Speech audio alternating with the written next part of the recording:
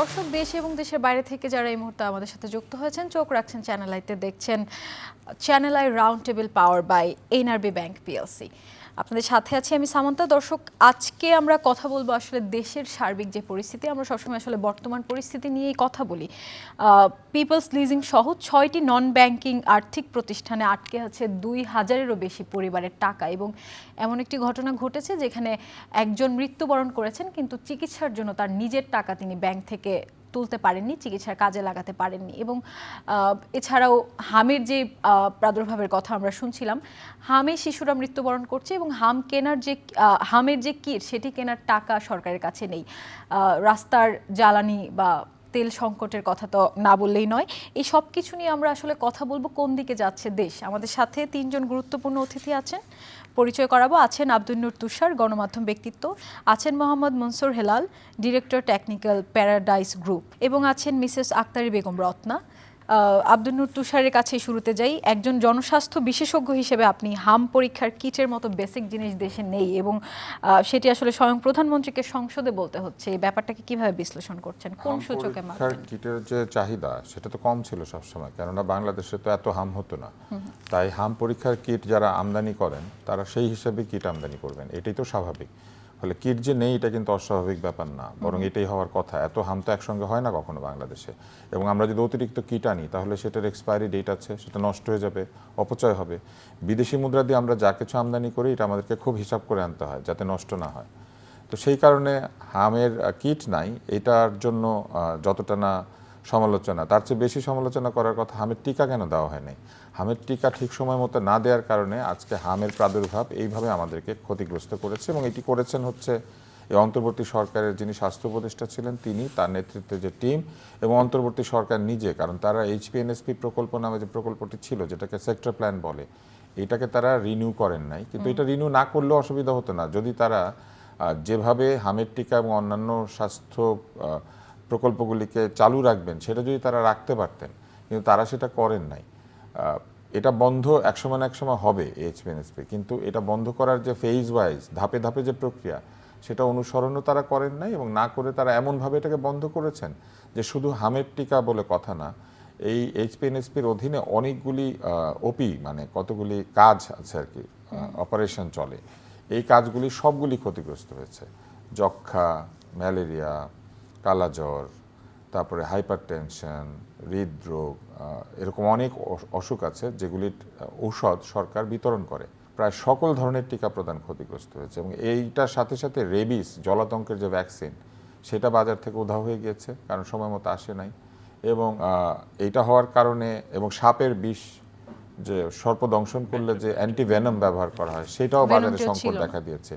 এই যে স্বাস্থ্য ব্যবস্থার এই জায়গাগুলিতে এরকম ভয়ঙ্কর সমস্যা তৈরি করা, এটার দায় দায়িত্ব তো আমরা কি অন্তর্বর্তীকালীন সরকারকে অ্যাকাউন্টেবল করতে পারি এই জন্য, বা কিভাবে করব? এখনকার সরকার যে চ্যালেঞ্জে পড়েছে, এখন মোকাবেলা কিভাবে করবে? অন্তর্বর্তী সরকার তো কোনো অ্যাকাউন্টেবিলিটি ছিল না, তারা তো কারো কাছে জবাবদিহিতা দিবেন না, দেন নাই। উল্টা তারা এমন একটা অবস্থা করার চেষ্টা করেছেন, তারা ভাব দেখিয়েছেন এরকম যে বাংলাদেশের সবাইকে যেন জবাবদিহি করতে হয়, এরকম সংস্কার তারা করবেন। যারা নিজেরা জবাবদিহি করে না তারা আবার অন্যের জবাবদিহি কী করে আদায় করবে? এবং এই কারণে অন্তর্বর্তী সরকারের উপর বিন্দুমাত্র শ্রদ্ধা বাংলাদেশের জনগণের এখন আর নাই। বরং আমি তো মনে করি যে তাদের জনসমক্ষে এসে ক্ষমা প্রার্থনা করা উচিত তারা যে অন্যায়গুলি করে গিয়েছেন। এর কারণ হচ্ছে সরকার চালানোর যোগ্যতা কিংবা অভিজ্ঞতা কোনোটাই তাদের ছিল না। তারা চালাতেন এনজিও, তারা চালাতেন হচ্ছে বিভিন্ন প্রতিষ্ঠান। এই প্রতিষ্ঠানগুলি কিভাবে চলে? দান খয়রাতের টাকায়। বিদেশ থেকে টাকা আসে, মানুষের কাছে ডোনেশন নেন, সরকারি ফান্ড নেন, এগুলো প্রজেক্ট বেস কাজ করতো। প্রকল্প থাকলে এনজিও থাকে, প্রকল্প না থাকলে এনজিও থাকে না। এবং তারা ওখানে বসে বসে নিজেদের স্বার্থ উদ্ধার করেছেন। নন ব্যাংকিং ফিনান্সিয়াল ইনস্টিটিউটে গ্রামীণ ফাউন্ডেশনের টাকা ছিল, চাপ প্রয়োগ করে আবিবা ফিনান্স থেকে এই টাকা তারা উদ্ধার করে নিয়েছেন। ডক্টর মোহাম্মদ ইউনূস শুধু নিজের টাকা পয়সা উদ্ধার করেছেন, কিন্তু এই যে শত শত গ্রাহক এনবিএফআইতে টাকা জমা রেখে যে তারা সর্বশান্ত হয়ে বসে আছেন, সেই একটি টাকা ফেরত দেওয়ার ব্যবস্থা তিনি কিন্তু করেন নাই। তিনি এমনকি অপরাধীদেরকে কোনো শাস্তি দেন না। এই যে ঋণ খেলাপিরা যারা ঘুরে বেড়াচ্ছে মানুষের টাকা লোপাট করে দিয়ে, তারা কিন্তু ঢাকা শহরে রেঞ্জ রোভার সহ নানান ধরনের বড় বড় দামি দামি গাড়ি নিয়ে, বিএমডাব্লিউ, মার্সিডিজ এবং পোর্শে সায়ান বলে একটা গাড়ি আছে, এমনকি এই যে টয়োটার যে লেটেস্ট যেসব গাড়ি যেগুলোর দাম কোটি টাকার উপরে, 3-4-5 কোটি টাকার নিচে গাড়ি নাই তাদের, তারা এগুলো নিয়ে ঘুরে বেড়াচ্ছেন মানুষের আমানতের টাকা মেরে দিয়ে। এগুলো কোনোটা তিনি উদ্ধার করেন নাই। আমরা মোহাম্মদ মনসুর এরা হেলালের সব কাছে জায়গায় ক্ষতিকর কাজ করেছেন। আপনার তো আসলে ব্যক্তিগত একটি গল্প বলবো না, আসলে বাস্তব যেটা গল্পের মতো হয় সেটাই আছে। আমরা যদি ম্যাডাম মাহিরিন চৌধুরীকে নিয়ে কথা বলতে যাই, বা এখন আসলে আপনি কেমন আছেন সেই জায়গায় যেতে চাই না। এই যে আমরা এখন এখানে বসে বলছি যে অন্তর্বর্তীকালীন সরকার এটি করেনি তাই দুর্ঘটনা ঘটেছে, আবার যখন অন্তর্বর্তীকালীন সরকার ছিলেন, যখন আমরা মাইলস্টোনের ট্র্যাজেডিটি ঘটলো, আমরা কিন্তু তখন বলেছি যে 17 বছর যে সরকার ক্ষমতায় ছিল তিনি আসলে ঠিকমতো কোনো কিছু করে যেতে পারেননি, তাই আসলে এসব ঘটেছে। এই যে আসলে পেছনের দিকে দোষ দেয়া, দেশ কোন অবস্থায় যাচ্ছে এবং যেসব পরিবার আসলে ক্ষতিগ্রস্ত হয় আপনাদের মতো, তারা আসলে এই ব্যাপারগুলোকে কিভাবে দেখেন? যে কথাটা বললেন যে প্রিভিয়াস গভর্নমেন্ট, যেটাকে আমরা ইন্ট্রিম গভর্নমেন্ট হিসেবে চিনি, তাদের দেখেন এই 18 মাসে তাদের দায়বদ্ধতার জায়গা থেকে সত্যি কথা কি, আমার যদি এক কথায় কোনো উত্তর চান সেটা আমরা বলবো সে ফেইলুর। বিকজ অফ একটা ইলেকটিভ আর সিলেক্টিভ গভর্নমেন্টের মধ্যে যেই ডিফারেন্সটা থাকে, ইলেকটিভ গভর্নমেন্টসের একটা দায়বদ্ধতা থাকে জনগণের কাছে, আর সিলেক্টিভ গভর্নমেন্টের কিন্তু কোনো দায়বদ্ধতা থাকে না। তো আমরা তাদের সর্বক্ষেত্রে কমিটমেন্টে গিয়ে দেখছি তারা কমিট করছে অনেক কিছুই, কিন্তু কোনোটাই বাস্তবায়িত হয় নাই। তো এই মাইলস্টোন ট্র্যাজেডি যে ঘটনাগুলো, আমরা যে আহত নিহত পরিবারগুলো অনেক অ্যাপিল সরকারের কাছে জানিয়েছিলাম, ইউনিট সরকারের কাছে, তারা অনেক কিছুই আশ্বস্ত করছে। ইভেন মাহিরিন চৌধুরীর নামেও একটা তারা শিক্ষা খাতে একটা আপনার পদক দেওয়ার জন্য তারা কমিট করছে, এবং সেটা তারা মিডিয়াতে খুব মানে স্ট্রংলি তারা প্রচার করছে। বাট দিন শেষে এটা রেজাল্ট জিরো। কিন্তু বর্তমান গভর্নমেন্ট হয়তো মানে সেইভাবে তাকে মূল্যায়ন করছে, তার যে কৃতিত্ব, এবং 18 কোটি মানুষ যেভাবে মাহিরিন চৌধুরীকে মনে রেখেছে, সেই মনে রাখার কারণে গভর্নমেন্ট মানে বর্তমান সরকার সেই জায়গায় তাকে হয়তো যথাযথ সম্মানিত করেছে। সাথে আমি এটাও বলতে চাই যে এই আহত নিহত পরিবারগুলো এখন যে দুর্বিষহ জীবন পার করতেছে, আসলে এটা খুবই কষ্টকর। কারণ অনেক ফ্যামিলির সাথে আমার এই মুহূর্তে অনেক সময়ই যোগাযোগ হয়, এবং তাদের একটা অ্যাপিল হইল বর্তমান সরকার যাতে তাদেরকে নিয়ে অন্তত তাদের সুখ দুঃখের একটু কথাটা শুনে। সরকার তাদের কিভাবে মানে ফেসিলিটেট করবে সেটা সরকারের চিন্তা, কিন্তু তাদের একটা আকুল আবেদন হলো যাতে বর্তমান সরকার তাদের নিয়ে অন্তত একবার একটু চিন্তা করে।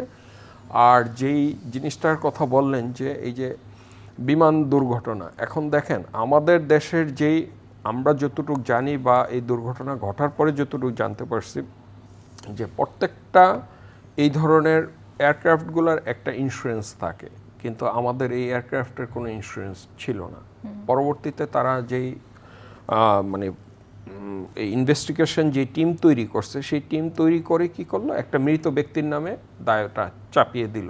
তো এটা বেসিক্যালি একটা কোশ্চেনেবল আমার কাছে, যে পাইলট মারা গেছে পাইলটের ভুলের জন্য, এটা দায় সারা তারা এটাকে আসলে আবার আরেকটু ডিপলি তদন্ত করা উচিত। আপনি সঠিক বিচারটা আসলে পান নাই। আমরা এই আহত নিহত পরিবার কেউই পাইনি এই পর্যন্ত। ধন্যবাদ আপনাকে। আমরা আক্তারি বেগম রত্নার কাছে যাই। আমরা এই যে টাকা না পাওয়া এবং সঞ্চয় এখন দুঃস্বপ্ন, এটি নিয়ে কথা বলছিলাম, এবং আপনিও আমি আসলে জানি না যারা নিজের পরিবারের সদস্য হারান তাদেরকে আসলে কিভাবে এরপর ক্ষতিপূরণ দেওয়া যায়। আপনার কি এখন আপনি ভরসা রাখতে পারছেন এই সরকারের কাছে যে আপনার যে সঞ্চিত টাকা সেটি আপনি পাবেন? এখন আমি ভরসা রাখা না রাখা এটা আমি কি বলবো, কারণ যে আমানত করেছিলেন, এখন উনি চলে গিয়েছেন, আজ 5 মাস হয় মারা গিয়েছেন। এই টাকার আশায় উনি ট্রিটমেন্ট করাতে চেয়েছিলেন। তা আমি বললাম যে ট্রিটমেন্ট করাতে, উনি ঋণ করে ট্রিটমেন্ট করাতে চান নাই। এটা 24 সালে না 25 সালে একটা সম্মেলন হয়েছিল, 7 লাখ টাকা দেওয়ার কথা ছিল। উনি ওই টাকার আশায় অ্যাপ্লিকেশনও করেছিলেন। ওই টাকার আশায় বলেছিলেন যে আমি আর ঋণ করব না।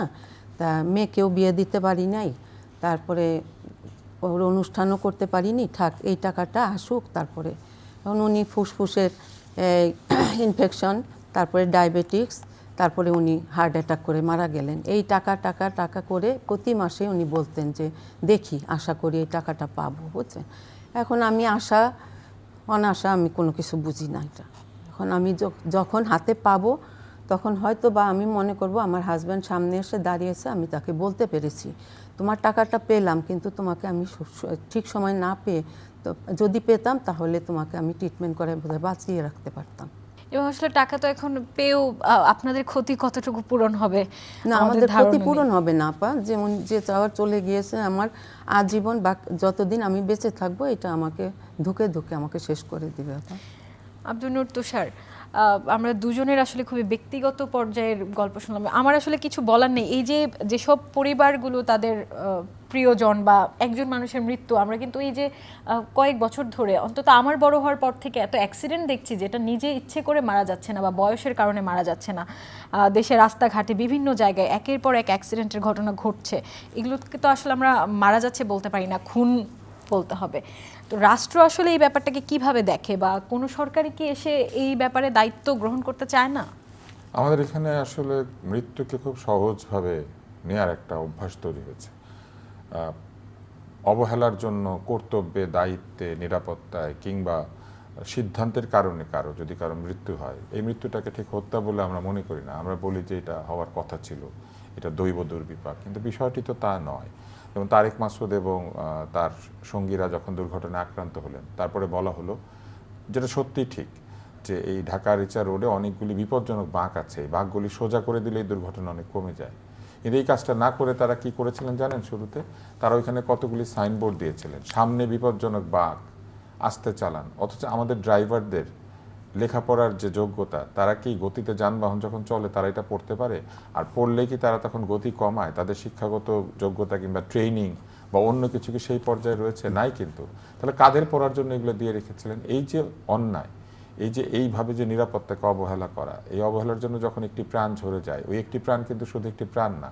তারেক মাসুদ মানে ধরেন আরও 50টা ভালো ছবি বা 40টা ভালো ছবি, কিছু না হোক উনি চলচ্চিত্রের ছাত্রছাত্রীদের পড়াতেন, তাহলে আরও কিছু ভালো ছাত্র তৈরি হওয়া। ফলে একটা মৃত্যু কিন্তু শুধুমাত্র একটা মৃত্যু না, জাতির জন্য অনেকের মৃত্যু বিরাট ক্ষতি। এই যে একজন শিক্ষক মরে গেলেন মাইলস্টোনে, উনি বেঁচে থাকলে তো আরও 1000, 2000, 5000 বাচ্চাকে পড়াতেন, তাহলে আরও কত 5000 বাচ্চা সঠিক শিক্ষায় শিক্ষিত হতো, উন্নত নৈতিকতা নিয়ে জন্মাতো, তারা কাজ করতো। এইটার ধ্বংস হলো না? এগুলো তো জাতির ক্ষতি, কিন্তু এই ক্ষতিপূরণের ব্যবস্থাটাও নাই। আজকে দেখেন, একটু আগে যিনি কথা বলছিলেন যে নন ব্যাংকিং ফিনান্সিয়াল ইনস্টিটিউটে মনে টাকা রেখেছিলেন তারা, যেগুলোকে লিজিং কোম্পানি বলে, যারা টাকা রেখেছেন, সরকার ওইখানে টাকা রাখতে তাদেরকে উৎসাহিত করেছেন। কিভাবে?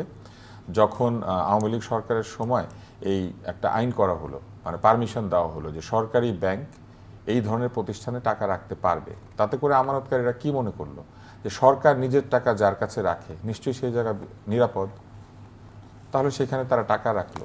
তারপরে সরকার কি করলেন? বললেন যে এগুলি তদারকির মধ্যে আছে, বাংলাদেশ ব্যাংক এগুলিকে তদারক করে। বাংলাদেশ ব্যাংকে এখানে রেগুলেটরের দায়িত্ব পালন করতে পেরেছে, রেগুলেটরের দায়িত্ব পালন করতে পারে নাই, তারা চোরদেরকে প্রশ্রয় দেয় নাই, শুধু তারা ঘুষ খেয়েছে। তাদের কর্মকর্তা, ডেপুটি গভর্নর পদের কর্মকর্তা ইন্টারন্যাশনাল লিজিং এ গিয়ে যে ঘুষ খেয়েছেন, সেটা ইন্টারন্যাশনাল লিজিং এর কর্মকর্তা দুর্নীতি দমন কমিশনে সাক্ষ্য দিয়েছেন, এবং ওই কর্মকর্তা জেলখানায়। কিন্তু সুর কোথায়? এসকে সুর কোথায়? বা যারা ইন্টারন্যাশনাল লিজিং থেকে বা বিভিন্ন লিজিং থেকে, পিপলস লিজিং থেকে, তারপর অন্যান্য যে লিজিং কোম্পানিগুলো আছে সেখান থেকে তারা যে ঋণ নিয়ে বেনামে ভুয়া ঋণ ইস্যু করে তারা যে টাকা পয়সা সরিয়ে নিয়েছেন, এগুলি তো সব বাংলাদেশ ব্যাংকের চোখের সামনে হয়েছে। এখন দেখেন সরকার কি করলো, সরকারি ব্যাংকের টাকা যাতে চুরি করা যায় সেজন্য সরকারি ব্যাংকের টাকা রাখতে দিল কোথায়? এইখানে রেখে এই টাকাগুলি কারা নিয়ে গেল? ওই একই চোরেরা যারা ব্যাংকগুলিকে খালি করেছে। প্রথমে তারা ব্যাংকগুলিকে খালি করেছে, আবার ব্যাংকের টাকা লিজিং কোম্পানিতে নিয়ে এসে সেইখান থেকেও টাকা নিয়ে গিয়েছে। এবং তার সঙ্গে কারা ক্ষতিগ্রস্ত হয়েছে? লিজিং কোম্পানিগুলিতে যারা ব্যক্তি শ্রেণীর আমানতদার, এরা কিন্তু কম। এই লিজিং কোম্পানিগুলিতে অধিকাংশ আমানতদার প্রাতিষ্ঠানিক, কারণ তারা টাকা রেখে টাকা আবার ঋণ নেন, টাকার বিপরীতে টাকা ঋণ নেন। কিন্তু যারা সাধারণ আমানতদার, তারা টাকা রাখেন কেন? তাদের জীবনের সঞ্চয় রাখেন, যে ওইখানে রাখলে সব টাকা তো সঞ্চয়পত্র কিনা যায় না, কারণ সরকার সঞ্চয়পত্রে সিলিং দিয়েছেন, বলে দিয়েছেন যে সঞ্চয়পত্র এত লাখ টাকার বেশি কেউ কিনতে পারবে না। 45, 50, একসময় 1 কোটিও ছিল। সেটাকেও সরকার ইচ্ছা করে কমালেন যাতে সঞ্চয়পত্রে টাকা না রাখা যায়। অথচ এই টাকাগুলি তখন মানুষ নিয়ে কোথায় রাখলো? এই টাকা দিয়ে আসলে যারা আমানতদার তারা কি করতেন? অধিকাংশই দেখবেন বয়স্ক, তারা টাকা রেখেছেন তাদের চিকিৎসা, তাদের মেয়ের বিবাহ বা রিটায়ারমেন্ট বেনিফিট যেটা পেয়েছেন সেটা রিটায়ারমেন্টের দিনগুলি একটু ভালোভাবে কাটানোর জন্য, অথবা কারো ছেলে মেয়ে বিদেশে থাকে, এইখান থেকে যে টাকাটা আসে ওইটা দিয়ে বছরে একবার ছেলে মেয়ের কাছে যান টিকিট কেটে, অথবা অনেকে সন্তান আছে, বিশেষ শিশু বা অসুস্থ শিশু, তার চিকিৎসার জন্য প্রতি মাসে টাকা লাগে, পড়াশোনার টাকা লাগে, তারা এই টাকাগুলি ওইখানে তিল তিল করে জমিয়ে রেখেছেন, কারণ অল্প একটু বেশি টাকা পাওয়া যায়। এবং যে বেশি টাকাটা পাওয়া যায় এটাকে অনেকে দেখলাম লিখছে ওনারা লোভ করেছেন। এটা তো লোভের কিছু নাই। তারা তো জোর করে ওইখানে গিয়ে টাকাটা রাখে না, এটা তো মহাজনের কাছে টাকা রাখে নাই। সরকার এদেরকে বলেই দিয়েছে তুমি ব্যাংকের চাইতে 1% বেশি ইন্টারেস্ট অফার করতে পারবে। সরকারি নিয়ম অনুযায়ী তারা ইন্টারেস্ট অফার করেছে এবং সেইখানে টাকাটা রাখা হয়েছে। এখন তারা কি করলেন, তারা এই টাকা এমনভাবে ঋণ দিলেন ভুয়া ঋণ গ্রহীতাদের কাছে, যাতে টাকাটা চুরি করে ফেলা যায়। এবং টাকাটা যে চুরি হয়েছে তো পরিষ্কার, কিন্তু যারা টাকাটা চুরি করেছেন এরা কিন্তু বহাল তবিয়তে ঢাকা শহরে ঘুরে বেড়াচ্ছেন। আমি পিপলস লিজিংয়ের একজন একটা প্রতিষ্ঠানের নাম জানি। এই প্রতিষ্ঠানটা রিয়েল এস্টেট কোম্পানি, তারা 100 কোটি টাকার বেশি ঋণ নিয়েছেন, 300 কোটি টাকার মতো, এবং এই টাকা তারা শোধ করবেন না। কোর্টে যাওয়ার পর আদালত একটা নিয়ম করে দিয়েছে, তারা 20 লক্ষ না 25 লক্ষ টাকা করে মাসে মাসে ইন্টারেস্ট শোধ করবে, বা মাসে মাসে তারা পরিশোধ করবে। পরিশোধের পরিমাণ যদি 25 লাখ টাকা হয়, 300 কোটি টাকা শোধ করতে কয় বছর লাগে? 150 বছরের বেশি লাগে। তো 150 বছর ধরে তারা টাকা শোধ করবে, 150 বছর পরে এই টাকার মূল্য কি থাকবে? অথচ সেই রিয়েল এস্টেট কোম্পানি একটার পর একটা বাড়ি এখনো বানিয়ে যাচ্ছে, তারা ব্যবসা করছে, তাদের ভাই বোন ছেলে মেয়েদের একটার পর একটা 3-4-5 কোটি টাকা গাড়ি বর্তমান আছে। সরকার এইসব ব্যাপারে কি পদক্ষেপ বর্তমান নিবে বা সরকারের নেওয়া কাছে উচিত? আসলে আমাদের একটা প্রত্যাশা আছে। এই চুরির জন্য তার বর্তমান সরকার দায়ী না, কিন্তু বর্তমান সরকারের কাছে আমাদের প্রত্যাশাটা ভিন্ন। বর্তমান সরকার অর্থনৈতিক খাতকে পুনর্গঠন করতে চান। তাহলে তারা যদি পুনর্গঠন করতে চান, তাহলে কোন টাকাটাকে আগে সার্কুলেশনে ফেরত আনা উচিত, যে টাকাটা পাচার হবে না, যেই টাকাটা এইখানে রাখার জন্যই এই আমানতদাররা এইখানেই রেখেছিলেন। তাহলে এই আমানতদারদের টাকাটা ফেরত দিলে কিন্তু এটা পুনঃবিনিয়োগ হবে, এই টাকা কিন্তু বাজার থেকে হারিয়ে যাবে না। এবং সরকার চাইলেই কিন্তু এই টাকাটা ফেরত দিয়ে তাদেরকে এটাও বলে দিতে পারেন যে সরকারি যে খাত রয়েছে সেখানে তারা যেন পুনঃবিনিয়োগ করেন। যেমন সরকার 41,000 কোটি টাকার উপরে ঋণ নিয়েছেন ব্যাংক থেকে, এটা না নিয়ে এই টাকাগুলি ফেরত দিয়ে সরকার বলতে পারতেন যে এই টাকাগুলি আগামী 6 বছর আপনারা বন্ডে বিনিয়োগ করবেন, সরকারি বন্ডে।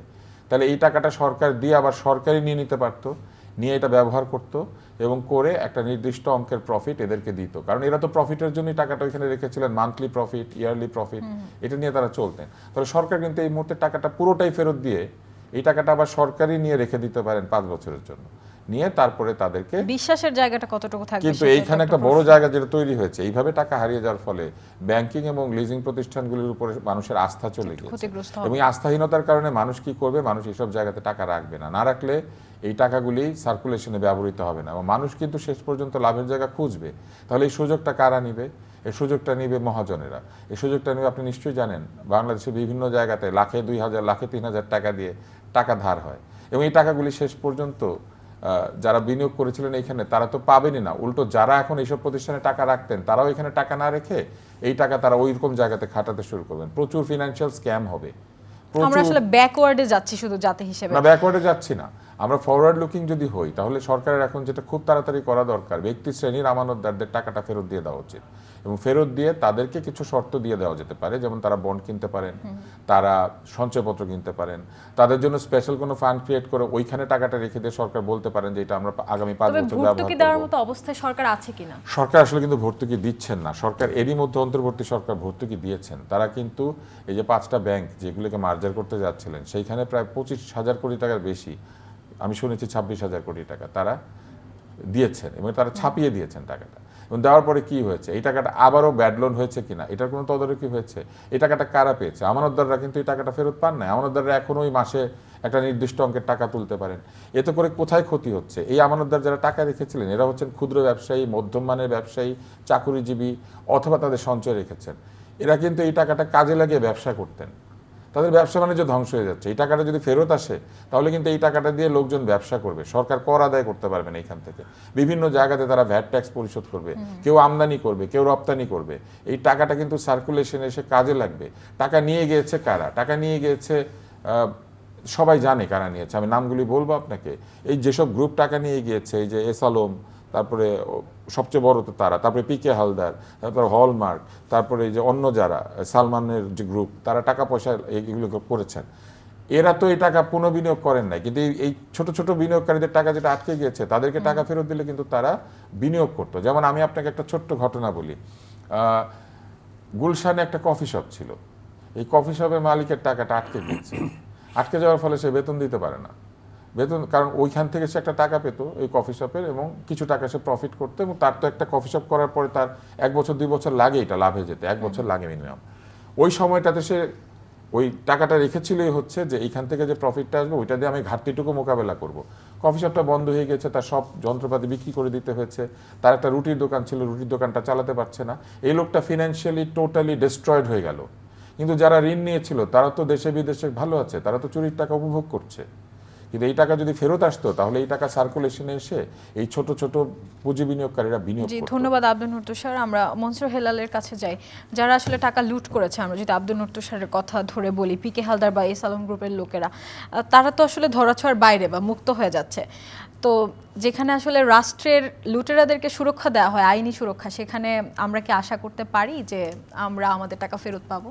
ফিনান্সিয়াল ব্যাপারটা হলো এরকম, যেমন আমাদের শরীরে যেরকম ব্লাড সার্কুলেশন, হ্যাঁ, একটা শরীরে মানুষ দেহে যদি প্রপার ব্লাড সার্কুলেশন হয় তবে শরীরটা কিন্তু সুস্থ থাকে।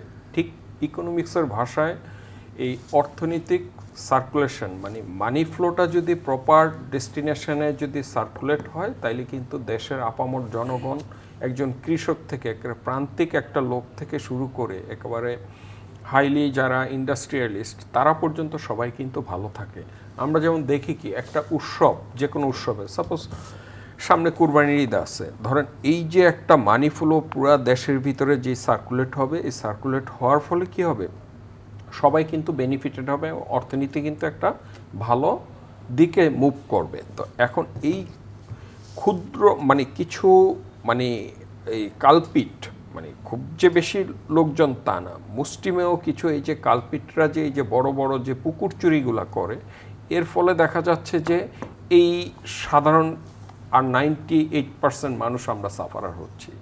সেই জায়গা থেকে এই জিনিসটাকে যদি গভর্নমেন্ট মানে বর্তমান সরকার যদি তার যে পলিসি আছে সেই পলিসিগুলোকে কিছুটা রেকটিফাই করে এবং তাদেরকে যদি একটা জবাবদিহিতার আওতায় আনে, তাইলে আমাদের মনে হয় এই জায়গা থেকে বের হওয়া সম্ভব। প্লাস এই আস্থাটা যদি এখন জনগণের মাঝখানে যদি এই গভর্নমেন্ট মানে সরকার নিয়ে না আসতে পারে, হ্যাঁ, পরবর্তীতে দেখা যাবে এই আস্থাহীনতার কারণে কিন্তু এই মানুষ আর এই ব্যাংকমুখী হবে না, এবং তখন ব্যাংকে এই ফিনান্সিয়াল জায়গাগুলোতে অনেক ভ্যাকুয়াম সৃষ্টি হবে, ফলে কিন্তু গভর্নমেন্টের অর্থনৈতিক অবস্থা দিন দিন খারাপ হবে। যেমন এই কিছুদিন আগেই বর্তমান প্রাইম মিনিস্টার যেমন শিক্ষা খাতে বলল যে বিদেশে যারা শিক্ষার জন্য যাবে 10 লাখ টাকা করে পাবে। তো দেখেন আমাদের প্রত্যেকটা ইউনিভার্সিটিতে অনেক ভালো ভালো গ্র্যাজুয়েট বের হয়, তাদের যদি একটা ধরেন টিম হিসেবে যদি বিভিন্ন জায়গায় আমাদের রিসার্চ বেস যদি গভর্নমেন্ট ফাইন্যান্সিং করে, তাইলে দেখবেন যে আমাদের এই যে লুটেরা যেই গ্রুপগুলো আছে, এই লুটেরা গ্রুপ থেকে কিন্তু আমরা বেরিয়ে আসতে পারি।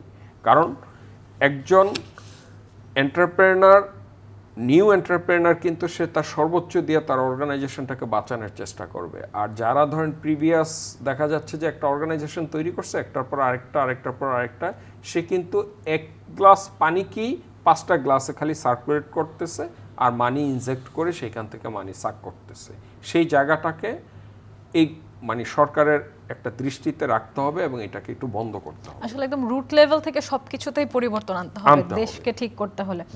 আমরা আবার একটু আক্তারি বেগমের কাছে যাই। খালেদ মনসুর ট্রাস্ট নামে একটি দাতব্য সংস্থা পিপলস লিজিং বা অন্যান্য প্রতিষ্ঠানে টাকা রেখেছিল, তাদের টাকাগুলো আসলে ফেরত দেওয়া যাচ্ছে না। এতিম এবং সুবিধাবঞ্চিত শিশুদের কাজ বন্ধ হওয়ার পথে। সেই জায়গায় আসলে যেখানে সরকার এতিমদের টাকা ফেরত দিচ্ছে না বা দেওয়া যাচ্ছে না, আপনার টাকা আপনি কতটুকু ফেরত পাবেন? আপনারা আসলে কিভাবে এখন দিন পার করছেন? এখন কিভাবে দিন পার করছি আপা, আমার হাজব্যান্ড 15 সালে রিটায়ার করেছেন, করে তারপরে আমার ছোট মেয়ের জন্য টাকা রেখেছিলেন বিয়ে দিবেন, এখন উনি তো পান নাই।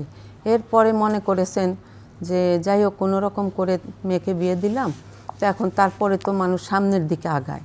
তখন উনি অসুস্থ, উনি প্রায় প্রতি মাসে 14,000 টাকা লাগতো ওনার ইনসুলিন নিতে, ডায়াবেটিক্সের ওষুধ এই সমস্ত খাওয়ার জন্য। তারপরে এখন ধরেন উনি তো আশা করেছিলেন যে মনে করছেন যে এই টাকাটা পেলে 7 লাখ টাকাটা আর কি দেওয়ার কথা ছিল। এখন আপা কি বলবো, যে এখন ধরেন না পেলে তো আর আশা তো সবাই করে, তাই না? আমি তো আশা করে আসি। কারণ হয়েছে কি, আমার হাজব্যান্ড কিছু ঋণ আছেন, তা আমি মনে করেছিলাম যে টাকাটা যদি আমি পেতাম, পরিকল্পনা তো করতে হবে, কোনো হ্যাঁ ঋণ তো পরিশোধ করতে হবে। ওই যে আমার ছেলে এখনও কিন্তু স্টাডি অবস্থায় আছে, এখনও লেখাপড়াই শেষ হয়নি, কবে শেষ হবে, ইনকাম করবে। এখন আমি মনে করেছিলাম যে এটা যদি পেতাম তাহলে আমি সঞ্চয়পত্র রেখে তাদেরকে আমি টাকাগুলি আস্তে আস্তে শোধ করে দিতাম। আমি একটু কিছু করতাম, ঘরে একটু সেলাই এগুলো করতাম, এটা চিন্তা ভাবনা করেছিলাম, বুঝলেন। এখন কোথা থেকে টাকা দিব আমি চিন্তা করে কুল পাই না। আর এমন না দেশের বাড়িতে কোনো জমি আছে বিক্রি করে দিব আপা, সেটাও নাই, সেই পথটা নাই আমার। জি আব্দুল নূর তুষার, আপনাকে দিয়ে শেষ করবো, আয়োজনের শেষ পর্যায়ে চলে এসেছি। শুনলেনই একটি পরিবারের গল্প, এবং এরকম হাজার হাজার গল্প আছে। আসলে আপনি কি বলে শেষ করতে চান, আমরাও আসলে কি বলবো? দেখেন, এই সমস্যাগুলি ব্যক্তিগত। আমার মতো অনেক বাবা আছেন যারা তার ছেলের বা মেয়ের বিশেষ চাহিদা সম্পন্ন তাদের পরিবারে, তারা অনেকে চিন্তা করেছেন যে এই ছেলেমেয়েরা বড় হলে সম্পত্তি, বাড়ি গাড়ি জমি এগুলো তো তারা দেখতে পারবে না, ফলে কিছু টাকা রেখে গেলে দেখা যাবে তার যদি বড় ভাই বোন থাকে অথবা আত্মীয় স্বজন থাকে, ওই টাকাটা ব্যবহার করে যে কদিন তারা এই পৃথিবীতে থাকে তাদের একটা দেখাশোনা হবে, একটা কেয়ার গিভার রাখতে পারবে, কোনো একটি জায়গাতে রেন্ট করে কোনো একটা কেয়ার গিভিং ইনস্টিটিউশনে তাদেরকে রাখা যাবে। কিছু পয়সা তো মানুষের জীবনের জন্য লাগে, সেটা তারা খরচ করবে। এইভাবে অনেকে তাদের এই সঞ্চয়টা এইভাবে রেখেছিলেন। অনেকে রেখেছিলেন যে মৃত্যুর সময় কবরের জমি কিনে মানুষ সৎকার হয়, এইসব কারণে। অনেকে রেখেছিলেন মেয়ের বিয়ে দেবেন, ফলে অল্প অল্প করে টাকা জমিয়েছেন যে যখন মেয়ের বিবাহের বয়স হবে তখন এই টাকাটা তারা খরচ করবেন। এবং এরই মধ্যে কিন্তু সোনার দাম বেড়ে গেছে, আপনি জানেন। বিবাহের খরচ কিন্তু ওই জায়গাতে নাই, 5 বছর আগে যেখানে ছিল সেখানে নাই। অথচ প্রায় 5 বছরেরও বেশি সময় ধরে এরা কোনো লাভ পান না। এই টাকা, আসল টাকাটাও তারা তুলতে পারেন না। অনেকে ক্যান্সারে আক্রান্ত হয়েছেন, টার্মিনাল ইলনেসে আক্রান্ত হয়েছেন। অনেকের যিনি টাকা রেখেছিলেন দুর্ঘটনায় অথবা বয়সজনিত কারণে মৃত্যুবরণ করেছেন। এদের পরিবারগুলো তাদের যে সামাজিক সম্মান কিংবা তাদের যে অবস্থানের কারণে ভিক্ষা করতে পারে না। এরা কি করছে? এরা কোথাও গিয়ে সাহায্য প্রার্থনা করতে পারে না, কারণ এরা তো সম্পন্ন পরিবার, টাকা পয়সা ছিল তাদের কিছু। এই টাকা পয়সাগুলো ওইখানে তারা ফেরত পাচ্ছে না, ন্যায্য অর্থ যেটায় তারা প্রতিনিয়ত কর পরিশোধ করে, যেখান থেকে সরকার এক্সাইজ ডিউটি কাটেন, আয়কর কাটেন, অগ্রিম আয়কর নিয়ে নেন। আর তাদেরই চোখের সামনে দিয়ে যারা এই টাকাগুলি লুট করেছে তারা এই শহরে ঘোরাফেরা করছে, বিদেশে, দুবাইতে, সিঙ্গাপুরে, কানাডায় তারা বাড়িঘর করেছে, তারা সেখানে ঘুরে ফিরে বেড়াচ্ছে। এটা আমি মনে করি যে জাতি হিসেবে আমাদের জন্য অপমানজনক। আমাদের এখানে যারা সৎ কাজ করে, যারা সৎ উপায়ে উপার্জন করে, তাদের অর্থ দিনে দুপুরে চুরি হয়ে যায়। আর যারা অসৎ পথে এই টাকাগুলি নিয়ে গিয়েছে তারা আমাদের এই চোখের সামনে শুধু ঘুরেই বেড়ায় না, তারা এখন এমপি মন্ত্রী হওয়ার কথা চিন্তা করে, তারা রাজনীতি করার কথা চিন্তা করে, তারা ক্ষমতার ভাগ নেওয়ার কথা চিন্তা করে, তারা তাদের এই অর্থের নির্লজ্জ প্রদর্শনী করে যে অর্থ তাদের না। এবং এই যে অবস্থা, এই অবস্থা টিকিয়ে রেখে কোনোদিনই বাংলাদেশে আইনের শাসন প্রতিষ্ঠা করা সম্ভব না, ন্যায় প্রতিষ্ঠা করা সম্ভব না। এই যে যারা এই যে সামান্য চিকিৎসা করার জন্য এখন খরচ পাচ্ছেন না, অথবা যারা একেবারে মৃত্যু পথযাত্রী, এই ধরনের রোগে আক্রান্ত, অনেকে আছেন তাদের মা অসুস্থ, তাদের চিকিৎসার জন্য প্রচুর টাকা পয়সা লাগে, মা বাবা বয়স্ক হয়েছেন, এরা সেই টাকাগুলি থাকার পরও তারা দেখতে পাচ্ছেন এই টাকাটা আছে, কিন্তু সেখান থেকে তারা কিচ্ছু পাচ্ছেন না। এবং এইখানে কেউ তাদের প্রতি কর্ণপাত করে না, তাদেরকে কোনো ক্ষতিপূরণ দেওয়ার ব্যবস্থা নাই। এমনকি বাংলাদেশ ব্যাংকের গভর্নর, যিনি অন্তর্বর্তী সরকারের সময় ছিলেন, তিনি কথা দিয়েছিলেন রমজান মাসে, এই বছরের রমজান মাসের আগে এই টাকাটা অন্তত ব্যক্তি শ্রেণীর যারা তারা ফেরত পাবেন। এমনকি তাদেরকে পেনালাইজ করা হয়েছে, তাদের যে লাভ পাওয়ার কথা ছিল সেই লাভ দেওয়া হবে না বলা হয়েছে। তারপরেও তারা রাজি হয়েছিলেন যে মূল টাকাটা তবু ফেরত দিক, কাজে লাগুক, সেটাও দেয় নাই। এবং না দিয়ে এখন যিনি এসেছেন তিনি বলছেন যে জুলাই মাসের মধ্যে দিবেন। এই কথা যদি এই সরকার না রাখেন তাহলে আমি মনে করি যে এক ধরনের আস্থাহীনতা তৈরি হবে। আর মানুষ কেন তাহলে এই দেশে টাকা পয়সা রাখবে? তাহলে মানুষ এই দেশে টাকা রাখবে না, তাহলে পাচার করাটাই হচ্ছে তার মানে বুদ্ধিমানের কাজ, তার মানে টাকা পয়সা নিয়ে যাওয়াটাই বুদ্ধিমানের কাজ। তাই আমি মনে করি যে এই মানবিক আবেদন না, আসলে এটা আসলে একটা নৈতিক আবেদন। রাষ্ট্র এবং সরকার যদি মনে করে যে তারা এই সমাজে নৈতিকতাকে স্থাপন করতে চায়, তাহলে এই মানুষের এই কষ্টার্জিত আমানত যেটা তারা রেখেছিল বিশ্বাস করে, এবং কার উপরে বিশ্বাস করেছিল? রাষ্ট্রের উপরে, সরকারের উপরে। এই আমানত ফেরত দেওয়া উচিত। ধন্যবাদ। এবং এই আমানত ফেরত দিয়েই প্রমাণ করা উচিত যে সততার সামান্যতম হলেও এই বাংলাদেশের মূল্য আছে। অনেক ধন্যবাদ আব্দুল নূর তুষার, আক্তারি বেগম এবং মনসুর হেলালকেও ধন্যবাদ। প্রিয় দর্শক, আমরা শুনছিলাম একটি পরিবারের গল্প। এমন হাজার হাজার পরিবার রয়েছে যারা আসলে নিজের কষ্টার্জিত টাকা জমা রেখে সেই টাকা আসলে ফেরত পাচ্ছে না। এটি নৈতিক আবেদনও নয়, বরং আমার টাকা আমার অধিকার, এবং সেটি ফেরত পাওয়ার অধিকার প্রত্যেকটি মানুষেরই আছে। সরকারের উপর আমরা আশা রাখছি বা আবেদন জানাচ্ছি যে সরকার সেই সকল বিষয়ে দৃষ্টি নিবন্ধন করবে এবং যারা আসলে যাদের উপার্জিত টাকা তাদেরকে ফেরত দেওয়ার ব্যবস্থা করবে। এই প্রত্যাশায় আজকের মতো রাউন্ড টেবিলের আয়োজন থেকে বিদায় নিচ্ছি।